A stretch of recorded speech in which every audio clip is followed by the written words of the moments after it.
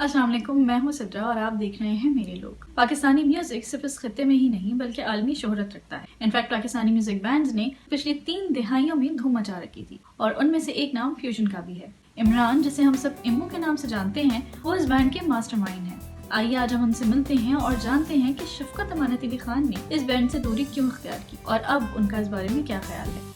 देखें, as musicians, budding musician हम जब थे तो मैं और शालम, मेरी मुलाकात 94 में हुई थी शालम से, और उसको हम फिर साथ ही रहे और काम किया, क्योंकि हम बड़े वेस्टर्नाइज वे में हम म्यूज़िक करते थे। क्यों, मैं एक पियानो प्लेयर हूँ, तो देसी पियानो का कॉन्सेप्ट नहीं था, और guitar is a western instrument also.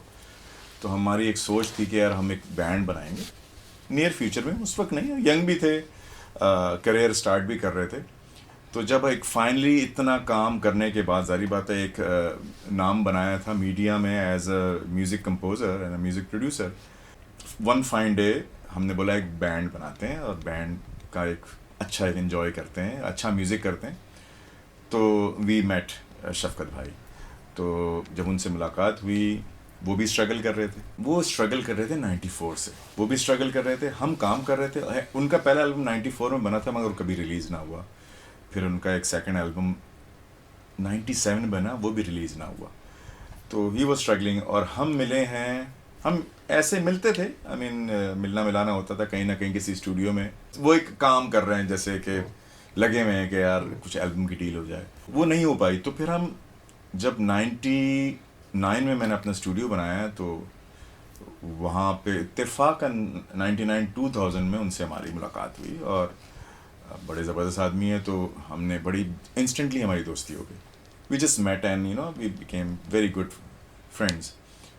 तो that's the journey we started कि यार बैंड बनाते हैं, कुछ करते हैं। तो मैं शालम तो साथ काम कर रहे थे, हमारा एक बड़ा इंसिंक था।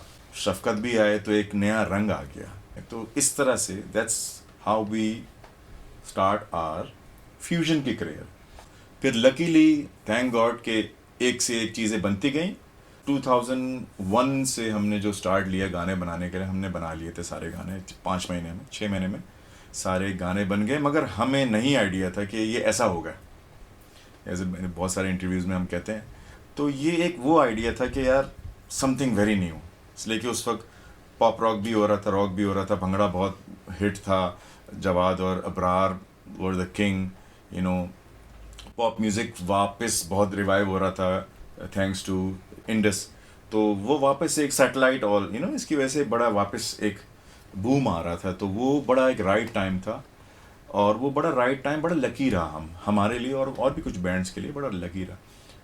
जब 2002 में हमारा जब गाना आया आंखों के सागर, that was something overnight success, क्योंकि एक क्वालिटी वर्क था और लोगों ने पसंद किया, इसलिए कि बिल्कुल एक चेंज साउंड थी उसमें, क्लासिकल एलिमेंट था और बहुत सारी चीज़ें थी, और बहुत मिनिमाइज सा वीडियो था, कोई बड़ी बात नहीं थी। मगर वो कहते हैं ना, आपकी लक होती है, और आपको इतनी मेहनत की हुई थी, और अल्लाह ने आपके बड़े करम किया आप पे कि ये एक निकल गए। जब वो हुआ तो फिर वो एल्बम रिलीज़ हुई, तो एल्बम के बाद अखियाँ आया। तो भी वी स्टार्ट ग्रोइंग अप, हम लोग इवॉल्व होते गए एज अ म्यूजिशियन कि यार ये तो बड़ा अच्छा काम किया। फिर हमने तेरे बेवना का वीडियो बनाया। फिर एक वो ट्रेंड आ गया था, 2003 हो चुका था, एल्बम रिलीज़ हो चुकी थी और वो ओवरनाइट सक्सेसफुल हो गई थी। दैट वाज द टाइम जब हम उसको आगे पुश करते जा रहे थे, अपनी बाउंड्रीज को। विंडो ऑफ अपॉर्चुनिटी थी सबके लिए। 2000 का टाइम जो था, 2000 पूरे 10 साल का एक बंदे। That's how we became. Music charts पे फ्यूजन मोस्टली टॉप पे ही होता था, तो क्या वजह थी कि आपका ट्रायका जो था वो कंटिन्यू नहीं कर पाया। हाँ, ये देखें, ये एक ज़िंदगी की एक तल्ख हकीकत होती है। देखें, दुनिया में ऐसा नहीं था कि सिर्फ फ्यूजन ही एक बैंड है जो टूटा हो या उसमें से सिंगर गया हो। मैं अभी तक अपने आप को टूटा हुआ कंसिडर नहीं करता। दुनिया में बड़े बड़े बैंड्स हैं, रॉक बैंड्स हैं, जिसके वोकलिस्ट चेंज हो जाते हैं। फ्यूजन एक बहुत प्रोमिनेंट बैंड समझा जाता है आज भी। बी एड उसमें शफकत भाई हैं या नहीं है, या उसमें कोई और है नहीं। हाँ, आइडियाज़ डिफरेंट होने शुरू होते हैं, आपके दिमाग में बहुत सारी डिफरेंट चीज़ें आती हैं। कोई कहता है यार मैं इस तरह देखना चाहता हूँ, मैं इस तरह रन करना चाहता हूँ। तो कॉन्फ्लिक्ट ऑफ इंटरेस्ट ऐसे ही डेवलप होता है और बढ़ता है। तो फिर वो वी foresee दैट कि अच्छा यार ये चीज़ें चेंज होती जा रही हैं, इसलिए कि इसमें सिर्फ एक आदमी का कसूर नहीं होता, इसमें बहुत सारे लोग होते हैं इन्वॉल्व। कोई किसी को कुछ कान भरता है, कोई कहता है तुम ही तो हो, मुझे भी कोई बोलेगा तुम ही तो हो, असल you are the brain. We don't want that to happen. असल बात जो है वो वेरी सिंपल कि कॉन्फ्लिक्ट ऑफ इंटरेस्ट यही है कि यार हम एज अ बैंड तरक्की करना चाहते थे, आगे बढ़ना चाहते थे, वो एज ए सोलोइस्ट आगे बढ़ना चाहते थे। तो ये शफकत अमानत अली के बाद रमीज़ और फिर खुर्रम। मास्टरमाइंड तो आप ही थे, लेकिन जो काम आप शफकत साहब से निकलवा सके वो बाद में आने वालों से क्यों नहीं? देखिए मैं इसमें थोड़ा सा डिफ़र कर दूं। जब हमारा रमीज़ के साथ पहला गाना आया था, नींद ना आए, that was the blockbuster hit. फिर उसके बाद सुना सुना आया, that was a blockbuster hit. मगर ऑफ कोर्स देखें, फ्यूजन के साथ लोगों की ना बहुत एक इमोशनल कनेक्शन भी है। पहला बैंड एक शक्ल आती है तो उसमें ज़ाहिर बात एक प्रोमिनेंट शख्सियत है शफकत, इसमें कोई नो डाउट अबाउट इट। मगर अब उस आदमी के साथ जब वो ख़ुद काम नहीं करना चाह रहे और हम भी नहीं करना चाह रहे, हम कभी ये नहीं चाहते थे कि हम काम ना करें, हम चाहते थे हम साथ बढ़ें। मगर कुछ वजूहात ही ऐसी थी कि वो नहीं हो सका। तो जब रमीज़ आए तो ज़ाहिर बात है एक बैकलैश आपको हर चीज़ में मिलती है, नथिंग इज़ न्यू, और ये हम समझते हैं इस बात को। मगर वो उसने आते साथ ही हिट दे दिया था, तो लोगों को ये समझ में आ गया कि यार ये दो लोग हैं, एक ईमू है एक शालिम है, ये they are the king makers, ये किसी को भी लेके आएंगे और वो काम होगा। वो हमने एक बड़ा अच्छा टाइम गुजारा 4-5 साल का, ठीक है, वी मूव्ड ऑन। इसलिए कि वो एक होता है ना कि आपको एक नई चीज़ करनी होती है, तो देन वी डिसाइडेड कि अच्छा ये है।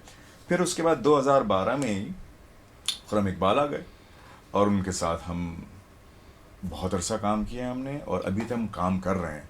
तो I think that was the era best times. लेकिन Khurram is a extremely talented vocalist and he is a very good live singer also, and we made 2 albums, एक ट्रिब्यूट एल्बम भी किया और एक अनरिलीज 4th एल्बम भी है। तो that is what we did. जो बाकियों से पहले हमारे गाने is larger than life. Fortunately या अनफॉर्चुनेटली जो हो चुके हैं, अब हम उस पीछे नहीं जाते, इसलिए कि 18 साल हो गए हैं शफकत भाई को गए हुए, 17-18 साल हो गए बैंड छोड़े हुए, मेरा मतलब है। और वो गाने उनके साथ हिट हो गए थे। ज़ाहिर बात है लोग वो ही एक्सपेक्ट करेंगे, वो ऐसा नहीं होता, कहीं भी नहीं होता पूरी दुनिया में। और भी बहुत सारे बैंड्स हैं जिनकी मैं आपको मिसाल दें, उसमें वोकलिस्ट आते हैं और जाते हैं। असल जो बात है कि आप are you moving on? Yes we are moving on. Are you creating content? Yes we are creating content. Are you making good songs? Are you doing shows? Yes we are. We been touring all over the world, बहुत अच्छी तरीके से हमने काम किया है। अब ये हम नहीं सोच सकते कि अच्छा यार हम वापस कभी काम करेंगे शफकत भाई के साथ, यू नेवर नो, ठीक है, या रमीज़ के साथ या किसी XYZ के साथ। ये बैंड है, इसमें बहुत सारी चीज़ें होती हैं। मुझसे पहले भी और बहुत सारे बैंड्स हैं जो टूट गए हैं या छोड़ गए सिंगर, उन्होंने नहीं किया। We never stop working, we are still moving on, the journey goes and we are still on the journey. जी बहुत शुक्रिया। Thank you very much.